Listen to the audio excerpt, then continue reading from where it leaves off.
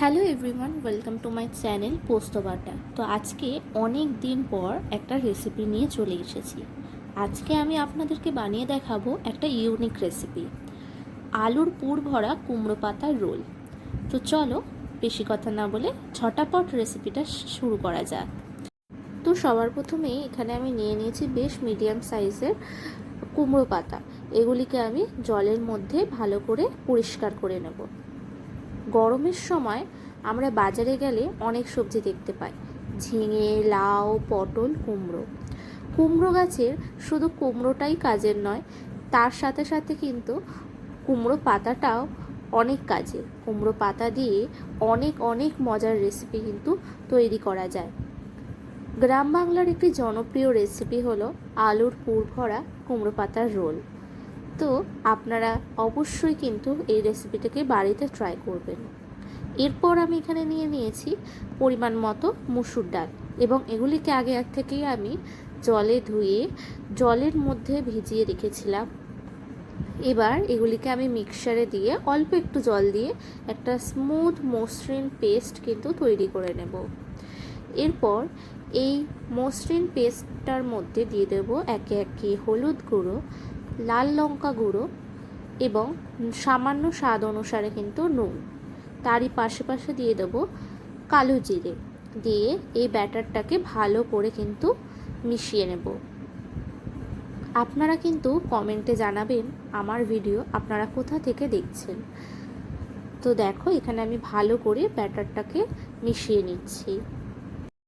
এই মসুর ডালের ব্যাটার দিয়ে কোনো ভাজা করলে তার কিন্তু একটা আলাদাই স্বাদ আসে। এরপর আমি একটা কড়াইতে নিয়ে নেব পরিমাণ মতো জল, এবং জলটাকে হালকা গরম করে নিয়ে তাতে দিয়ে দেব কুমড়ো পাতাগুলোকে একসাথেই আমি এখানে সেদ্ধ হতে দিয়ে দেব। লাউ পাতার থেকে কিন্তু কুমড়ো পাতা সিদ্ধ হতে একটু সময় নেয়। তো এখানে দেখো আমি ভালো করে পাতাগুলোকে সিদ্ধ করে নিচ্ছি। আর যখন দেখবেন কুমড়ো পাতাগুলো ঠিক এই রকম অবস্থায় চলে এসেছে, তার মানে বুঝে নেবেন যে পাতাগুলো ভালোভাবে সিদ্ধ হয়ে গেছে। এইবার পাতাগুলোকে জল ঝরিয়ে আমি পাশে তুলে একটা রেখে দেব। এরপর নিয়ে নেব কড়াইতে পরিমাণ মতো সাদা তেল, এবং তাতে ফোড়নের জন্য দিয়ে দেব দুটো শুকনো লঙ্কা। তার পাশে দিয়ে দেব 5 ফোড়ন 1 চামচ। এবার এখানে আমি ছোট ছোট আলু সেদ্ধ করে আগে থেকে সেদ্ধ করে কিন্তু আমি রেখে দিয়েছি। এরপর ওই সেদ্ধ আলুগুলোকে আমি হাত দিয়েই এইভাবে ভেঙে ভেঙে কিন্তু দিয়ে দেব। এখানে কিন্তু যখন ফোড়নটা দেবেন গ্যাসের ফ্লেমটাকে অবশ্যই লোতে রাখবেন। তো দেখুন এখানে আমি আলুগুলোকে হাত দিয়েই এইভাবে ভেঙে ভেঙে দিয়ে দিচ্ছি। এইবার আলুগুলোকে আমি ভালো করে মিশিয়ে নেব।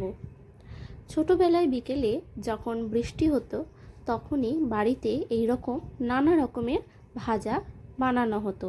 কখনো কুমড়ো পাতা, কখনো পটল পাতা, আবার কখনো বেগুন দিয়ে নানা রকমের ভাজা বানানো হতো। সেই ছোটোবেলার স্মৃতিগুলি এখনও মনে পড়লে কিন্তু বেশ ভালো লাগে। যাই হোক, চলো এবার রেসিপিতে ফিরে আসা যাক। তো এই আলুগুলোকে আমি ভালো করে মিশিয়ে নিয়েছি। তার উপর দিয়ে দেব স্বাদ অনুসারে নুন, হালকা ঝাল লাল লঙ্কা এবং পরিমাণ মতো কিন্তু হলুদ দিয়ে আবারও ভালো করে কিন্তু আমি এখানে মিশিয়ে নেব। রেসিপিটি ভালো লাগলে কিন্তু অবশ্যই একটি লাইক, কমেন্ট এবং শেয়ার করে দেবেন। এখানে আমি তারপর উপর থেকে ছড়িয়ে দেব কাসুরি মেথি। এখানে যদি আপনাদের কাছে কাসুরি মেথি না থাকে তাহলে আপনারা এর জায়গায় ধনে পাতাও ব্যবহার করতে পারেন, কিন্তু কাসুরি মেথি দিলে কিন্তু এর স্বাদ আর গন্ধটা কিন্তু অপূর্ব আসে। এইবার আমি আবারও এখানে ভালো করে নাড়াচাড়া করে নিয়েই তৈরি হয়ে যাচ্ছে কিন্তু আমাদের আলুর পুরটা। এর স্বাদ কিন্তু অপূর্ব আসে, দেখুন দেখতেও কিন্তু দারুণ লাগছে, তাই না? এরপর একটা পাত্রে, একটা প্লেটে আমি নিয়ে নেব কুমড়ো পাতা, যেগুলিকে আগে থেকে আমি সেদ্ধ করে রেখেছিলাম। তার মধ্যে আলুর পুরটা দিয়ে ভালো করে আমি কিন্তু একটা রোল বানিয়ে নেব। তো দেখুন এখানে আমি আলুর পুরটাকে ভালো করে দিয়ে এইবার পাতাটাকে কিন্তু আমি মুড়ে নিচ্ছি। তো প্রথমে আমি ডান দিকের পাতার কোণটাকে নিয়ে মুড়ে দিয়ে তারপরে বাঁ দিকের কোণটা নিয়ে এইভাবে মুড়ে দিলাম। তারপরে ঠিক রোল যেরকম আমরা বানাই রোলের মতো করেই কিন্তু ঘুরিয়ে ঘুরিয়ে রোল করে নিতে হবে। পাতাগুলোকে সুন্দর করে কিন্তু রোলের মতো মুড়িয়ে নিতে হবে। তো দেখুন এখানে আমি ভালো করে কিন্তু পাতা কিভাবে আপনারা মুড়াবেন সেটার প্রসেসটা কিন্তু আমি দেখিয়ে দিচ্ছি। আপনারাও বাড়িতে কিন্তু এইভাবেই ট্রাই করবেন। তো দেখুন এখানে কি সুন্দর রোলের মতো হয়ে গেছে। তো ঠিক এই একই প্রসেসে কিন্তু আমি বাকি পাতাগুলিরও সুন্দর করে রোল তৈরি করে নেব। গরম গরম এই রোল চা, কেচাপ অথবা ধনেপাতার চাটনির সাথে খেতে কিন্তু ভীষণ ভালো লাগে। আপনারা কিন্তু বাড়িতে একবার হলেও কিন্তু এই রেসিপিটি ট্রাই করবেন এবং রেসিপিটি ট্রাই করার পর আপনাদের কেমন লাগলো অবশ্যই কিন্তু কমেন্ট করে জানাবেন। তো দেখুন এখানে আমি এক এক করে সবগুলো কুমড়ো পাতার কিন্তু রোলটা তৈরি করে নিয়েছি। দেখতেই পাচ্ছেন দেখতে কিন্তু কি সুন্দর লাগছে। আপনাদের বাড়িতে যদি কুমড়ো পাতার গাছ থাকে তাহলে বাগান থেকে তাজা তাজা কুমড়ো পাতার এরকম রোল বানালে আরও অসাধারণ লাগবে। তো এইবার কড়াইতে নিয়ে নেব সর্ষের তেল। পরিমাণ মতো একটু বেশি করেই আমি সর্ষের তেলটা নেব। নিয়ে ওই যে আগে থেকে যে ব্যাটারটা আমি বানিয়ে রেখেছিলাম সেই ব্যাটারটাকে আরও একবার আমি ভালো করে নাড়িয়ে নেব। এরপর কুমড়ো পাতার রোলগুলোকে এক এক করে ব্যাটারে ডুবিয়ে গরম গরম সর্ষের তেলে কিন্তু ভেজে নেব। তো দেখুন আমি এখানে এক এক করে কুমড়ো পাতার রোলগুলোকে ভেজে নিচ্ছি। মাঝারি আঁচে রোলগুলিকে আপনারা ধীরে ধীরে ভেজে নিন।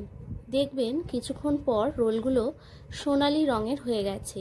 এইভাবে আপনারা কিন্তু মচমচে করে রোলগুলিকে ভেজে নিন। তো দেখুন এখানে প্রতিটা রোল কিন্তু আমার ভাজা হয়ে গেছে। দেখতে কিন্তু অপূর্ব হয়েছে এবং খেতে কিন্তু আরও বেশি অপূর্ব। তো রেসিপিটি যদি আপনাদের ভালো লেগে থাকে অবশ্যই কিন্তু লাইক, কমেন্ট এবং শেয়ার করে দেবেন।